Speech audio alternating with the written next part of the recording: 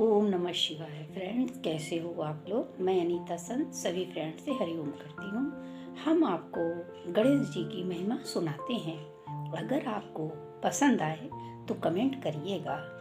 मैं आपको गणेश जी की कथा, बीमारी, बच्चों के प्रमोशन के बारे में बताती हूँ। गणेश जी हर शुभ काम में सबसे पहले गणेश जी की ही पूजा होती है। कोई भी काम करने से पहले शुरुआत गणेश जी से होती है। वैसे सभी लोग पूजा करते हैं, सभी चाहते हैं हमारे घर में सब कुछ सही हो। फिर भी कभी कभी हमारे चाहने से कुछ नहीं होता। कभी कभी हम बहुत कुछ करना चाहते हैं, फिर भी अच्छा करने के बावजूद भी बुरा होता है। क्यों होता है?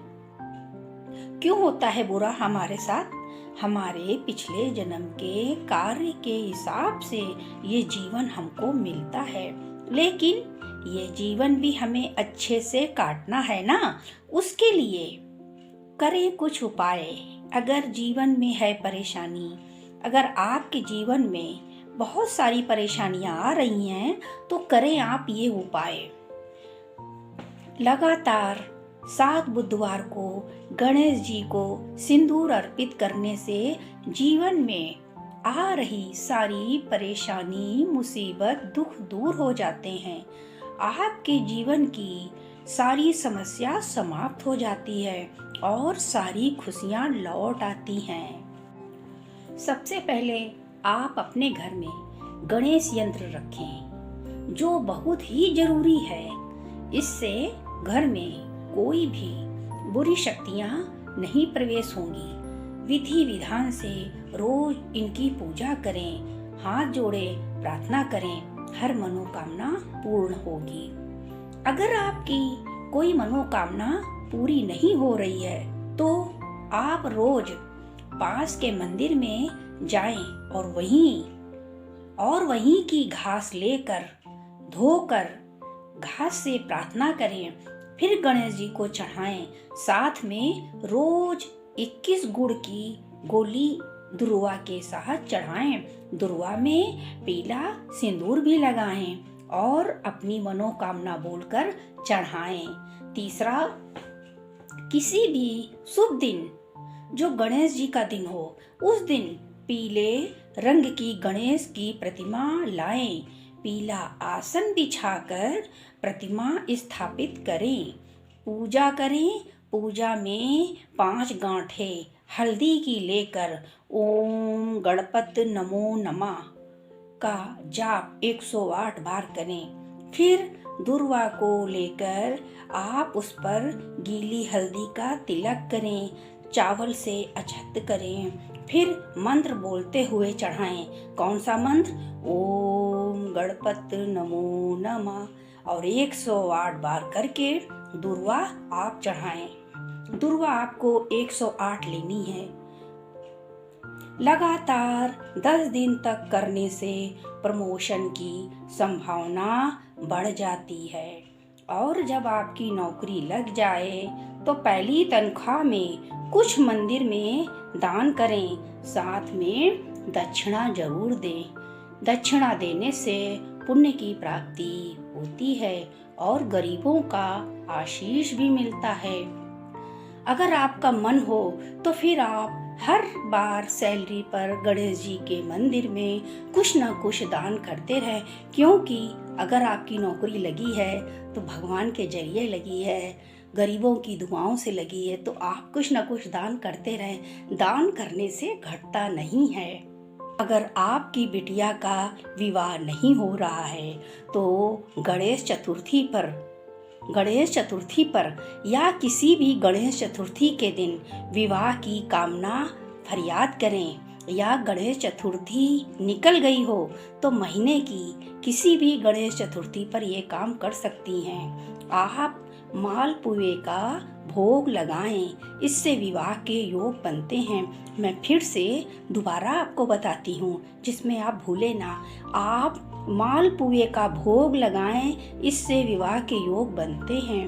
और ये हर बुधवार को आप मालपुए बना के 5 मालपुए आप भगवान को चढ़ा सकती हैं। विवाह के योग बनते हैं और आपको खुशखबरी भी मिलेगी। यदि बेटे की शादी में विलम्ब आ रहा है तो किसी भी गणेश चतुर्थी पर पीले रंग की मिठाई गणेश जी पर चढ़ाना शुरू कर दें। विवाह के योग बनते हैं ऐसा करने से। अगर आपको इनमें से कोई भी उपाय पसंद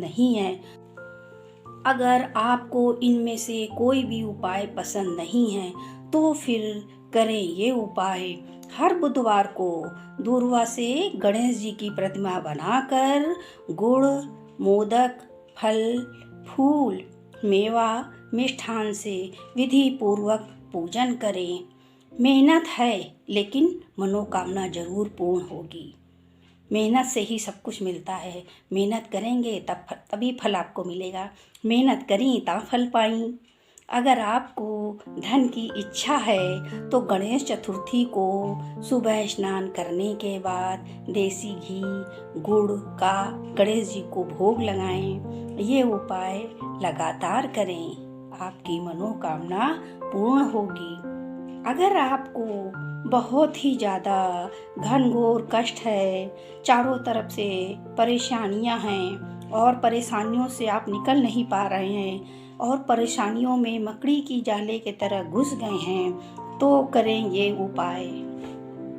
आप अपने पास के मंदिर में जाएं, जहां हाथी भी हो, वहां पर अपनी प्रार्थना हाथी से बोले और उसे रोज हरा चारा खिलाएं।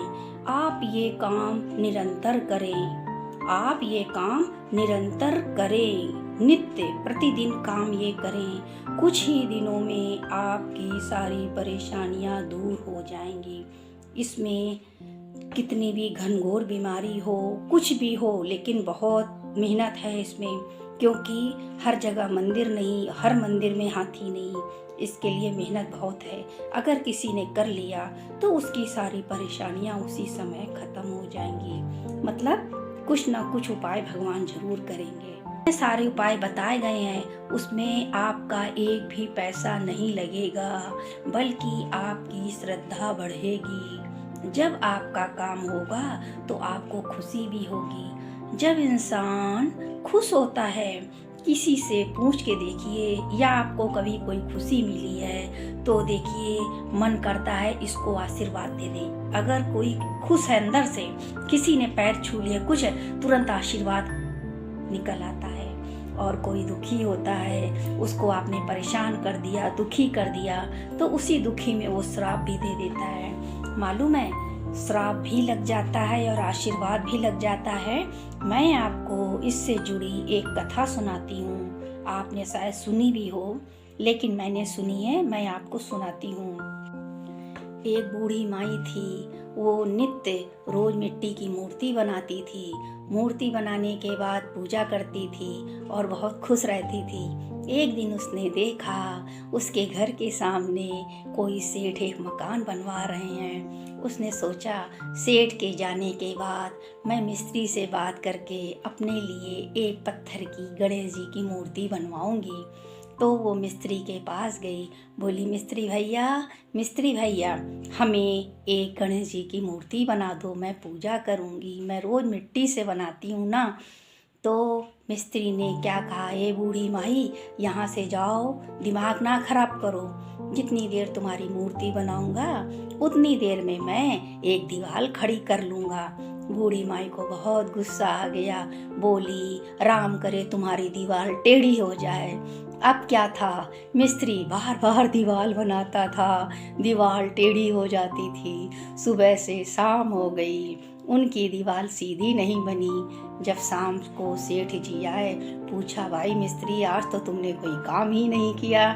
मिस्त्री ने कहा अरे सेठ जी, एक बुढ़िया आई थी, उसने कहा कि आप गणेश जी की मूर्ति बना दो।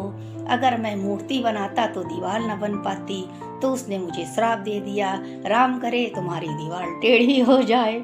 मैं सुबह से शाम हो गई, दीवार नहीं बना पाया। सेठ जी को बड़ा आश्चर्य हुआ। उन्होंने बूढ़ी माई को बुलाया, बोला मेरी दीवार सीधी कर दो, मैं तुमको सोने के गणेश जी बनवा के दूंगा। और बस फिर क्या था, बूढ़ी माई खुश हो गई। उसने कहा राम करे दीवार सीधी बन जाए।